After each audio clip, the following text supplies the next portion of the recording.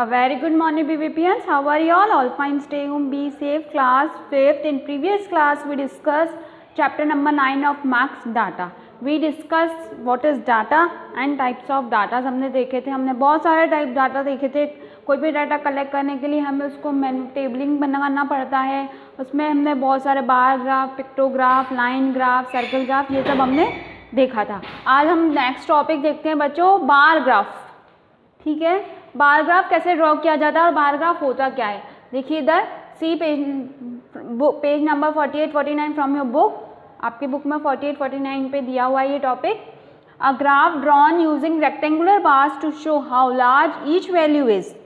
The bars can be horizontal और vertical. कई बार क्या होता है, हमारे पास कोई भी नंबर हो जो हमें फाइंड आउट करना हो, उसका नंबर बहुत लार्ज होता है, तो हम उनको रेक्टेंगुलर बार्स में उसको हम शो कर सकते हैं. कोई भी जो लार्ज नंबर वैल्यू होती है हमें फाइंड आउट करनी है, तो हम उसको ड्रॉ करके रेक्टेंगुलर बार में उसको बता सकते हैं. The bars can be horizontal और वर्टिकल. जो बार्स होती है जो हम ड्रॉ करते हैं रेक्टेंगुलर बार्स, वो कौन सी होती है, या तो हम हॉरिजॉन्टल भी बना सकते हैं और या फिर हम वर्टिकली भी बना सकते हैं. Clear, class with clear. Bar graph वो होता है जो हॉरिजॉन्टल बेसिस पे बढ़ता है, ठीक है ना, हॉरिजॉन्टल बेसिस पे बढ़ता है रेक्टेंगुलर बार्स में. रेक्टेंगुलर आपको पता ही होगा ना क्या होता है, अपोजिट साइड्स आर इक्वल होती है रेक्टेंगुलर में, तो उसे हम बार ग्राफ बोलते हैं. Constructions of a bar graph. अब आप सोचते होंगे बार ग्राफ कैसे बनाया जाता है, कैसे कंस्ट्रक्ट होता है. Following are the steps to construct a bar graph. बहुत सारे स्टेप्स दिए हुए बार ग्राफ के कि उसे कैसे कंस्ट्रक्ट किया जाता है. Now let's take out your book, see page number 48 में हम देखते हैं कि कंस्ट्रक्शंस ऑफ बार्स का टॉपिक दिया हुआ है. Now listen this video carefully, आपको ढंग से सुनना है एंड हम इसका बार भी ड्रॉ करेंगे. फर्स्ट अंडरस्टैंड कैसे ड्रॉ किया जाता है. First step, on a graph sheet draw two mutual perpendicular lines. One line should be horizontal और वर्टिकल. बार ग्राफ आता है बच्चों, ठीक है, बार ग्राफ आता है, आपको दिया मार्केट में आता है. वो जो ग्राफ होता है उसमें क्या करना होता है, हमें दो लाइंस खींचनी होती है, एक लाइन हॉरिजॉन्टल और एक वर्टिकल. फर्स्ट स्टेप हमारा ये हो गया. Second, usually we represent the information on a horizontal line with uniform gap. जो हॉरिजॉन्टल लाइन होती है, जिस गैप उसके अंदर, ग्राफ के अंदर, उसमें जो गैप्स होते हैं वो इक्वल होने चाहिए. ऐसे नहीं कोई ज़्यादा गैप हो रहा है, कोई कम गैप हो रहा है. तो जो हम हॉरिजॉन्टल लाइन पे जो गैप्स बनाएंगे वो यूनिफॉर्म गैप होने चाहिए, इक्वली, अनइक्वल नहीं होना चाहिए, इक्वल होना चाहिए. क्लियर क्लास में. Now third, choose a suitable scale. The height of the bar should be proportional to the corresponding numerical values. हमें जो बार की जो लाइन है जो हम ड्रॉ करते हैं, जहाँ हमें न्यूमेरिकल वैल्यूज लिखनी होती है, वो वैल्यूज हमें स्केल के द्वारा से लिखनी चाहिए और इक्वली बेसिस पे लिखना चाहिए. ऐसे नहीं एक वैल्यू हम यहाँ लिख रहे हैं तो दूसरी हम यहाँ, फिर तीसरी हम यहाँ लिख रहे हैं, चौथी हम ऊपर नहीं. इसका जो न्यूमेरिकल वैल्यू है वो भी इक्वल होना चाहिए हाइट के अकॉर्डिंग विद द स्केल के द्वारा. अभी हम ड्रॉ करेंगे, आपको क्लियर हो जाएगा बार ग्राफ कैसे बनाया जाता है. Now fourth step, draw bars of equal width and height as explain in the previous step. जैसे भी मैंने आपको बताया कि जो हम न्यूमेरिकल वैल्यू बनाते हैं हॉरिजॉन्टल और वर्टिकल लाइन पे, उसकी इक्वल्स होनी चाहिए, इसलिए उनका गैप भी इक्वल होना चाहिए. हाइट भी इक्वल तो वेट भी इक्वल, ठीक है, विड्थ भी. The centre of the each bar should be on the equidistant point marked on the horizontal axis. जो सेंटर होता है किसी भी गैप का वो हमेशा यहाँ पे होता है, हॉरिजॉन्टल पे, हॉरिजॉन्टल एक्सिस पे, ठीक है ना. क्लियर हो गया क्लास फिफ्थ. तो आपको पता चला कि हम बार को कैसे ड्रॉ करते हैं. क्लियर हो गया. अब हम इसकी प्रॉपर्टीज देखते हैं बच्चों कि बार ग्राफ की प्रॉपर्टीज क्या होती हैं. Properties of bar graph. अभी हमने कंस्ट्रक्शंस ऑफ बार ग्राफ देखा था, अब हम प्रॉपर्टीज देखते हैं. The bar can be either horizontal और वर्टिकल. बार चाहे ऐसे भी बन सकता है और ऐसे भी, वर्टिकली भी एंड हॉरिजॉन्टल भी. Clear fifth class. Second property, the height और length of a bar represent the numerical value of the data.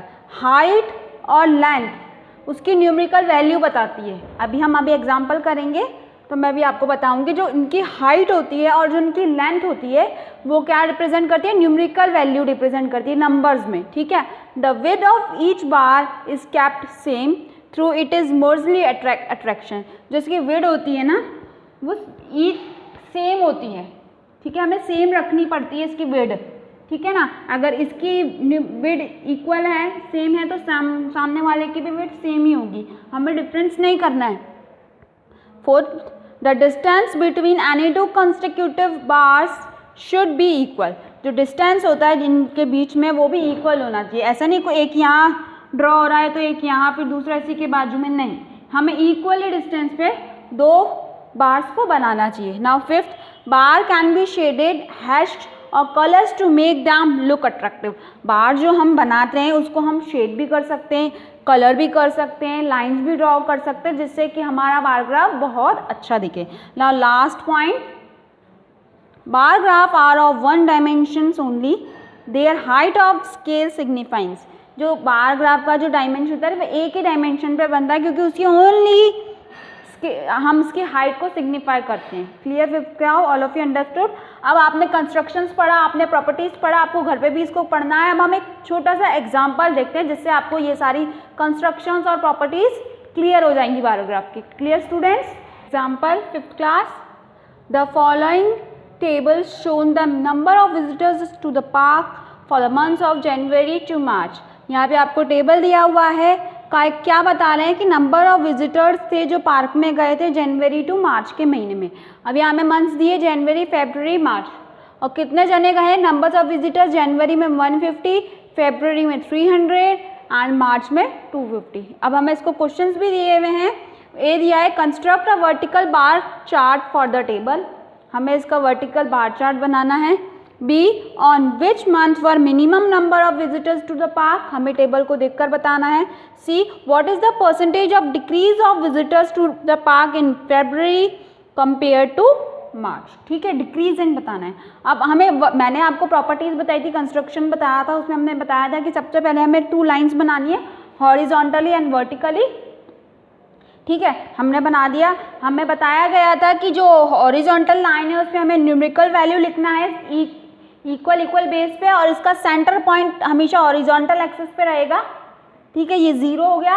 हमने स्टार्ट किया 50 इक्वली बेस पे, ये जो डिस्टेंस होगा जो हमने देखा था विड्थ और उसका इक्वल होगा 50, 100, 150, 200, 250, 300, 350, 400। बिकॉज हमारी लास्ट न्यूमेरिकल वैल्यू कितनी है 300, इससे हम 1 और 2 डिजिट ऊपर कर सकते हैं वैल्यू से। और हमें बताया गया था न्यूमेरिकल हॉरिजॉन्टल लाइन पे न्यूमेरिकल वैल्यू, वर्टिकल लाइंस पे हमने मंथ शो कर दिए। ठीक है, जनवरी, फरवरी, मार्च। अब हमें क्या बताया है, जनवरी में कितने पीपल्स गए थे 150, तो 150 जनवरी में गए थे। रेक्टेंगुलर बार्स पे बतानी थी, हमने पढ़े थे प्रॉपर्टीज ऑफ कंस्ट्रक्शन। हमने रेक्टेंगुलर बार बनाया, इसकी जो विड्थ थी इक्वल बनाई, इसका डिस्टेंस और इसका डिस्टेंस और इसका डिस्टेंस इक्वल है। क्लियर? तो हमने 150 तक इसको रेक्टेंगुलर बार में बना दिया जनवरी का। अब फरवरी में कितना बताया गया है 5th क्लास, 300 पे हम ले गए और हमने इसको 300 पे फरवरी शो कर दिया। अब मार्च में कितना है 250, ये हमने 250 पे मार्च को ड्रॉ कर दिया। तो ये हमारा मंथ्स हो गए, ये हमारे नंबर्स ऑफ विजिटर्स हो गए। ये तो था वर्टिकल बार चार्ट। अब इसका हम हॉरिजॉन्टल कैसा बनाएंगे, हॉरिजॉन्टल जस्ट अपोजिट हो जाएगा। जो न्यूमेरिकल वैल्यू है वो वर्टिकल में आ जाएगी और जो वर्टिकल मंथ्स हैं वो न्यूमेरिकल में आ जाएंगे। सेम आप बना सकते हो। Clear 5th class? नाउ ये हमारा ए वाला हमने सॉल्व कर लिया। आपको पता चला आपको बार ग्राफ कैसे ड्रॉ करना है। क्लियर हो गया? क्लियर? आपको दिक्कत नहीं आएगी बनाने में, it is very easy. Now see, b वाला देखते हैं। On which months were minimum number of visitors to the park, minimum कम, कौन से महीने में सबसे कम नंबर विजिटर्स गए थे पार्क के अंदर, कौन सा मंथ था, it is January. Clear 5th class? Now second, last one, what is the percentage of decrease of visitors to the park in February compared to March?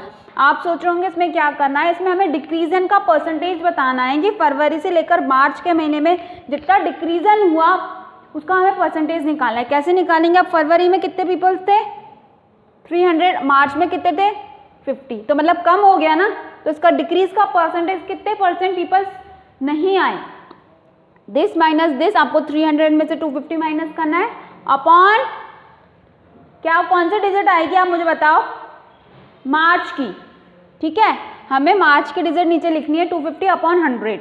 Multiply 100, इससे हमें हमारी परसेंटेज डिक्रीजन की निकल जाएगी। Clear fifth class? I hope आप ये कर लेंगे और आपको बार ग्राफ समझ में आया होगा।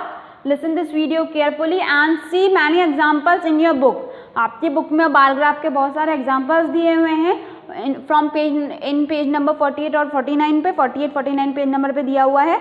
आपको एग्जाम्पल्स पढ़ने हैं and complete your works in your notebook. Clear to you all?